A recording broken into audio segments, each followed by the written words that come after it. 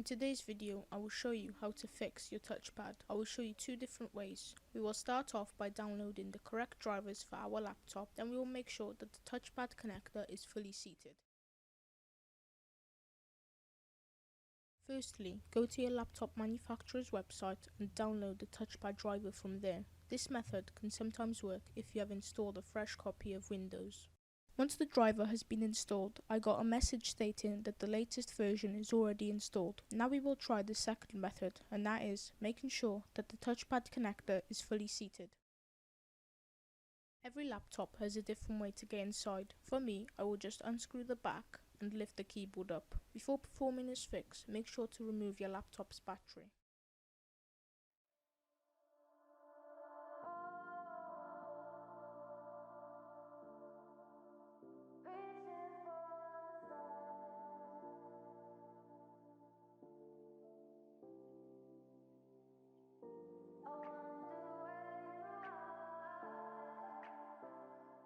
Once the keyboard has been removed, open the latch, slide the connector in and close.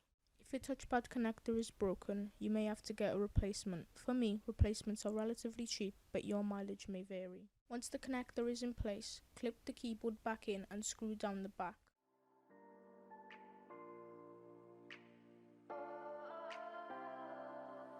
We are dreaming in the dark. We are nothing more than dust. Search but you stay lost. We are reaching for the stars, but we're making this too hard. And I wonder where you. Thanks for watching today's video. If it has helped you, make sure to drop a like and subscribe. We are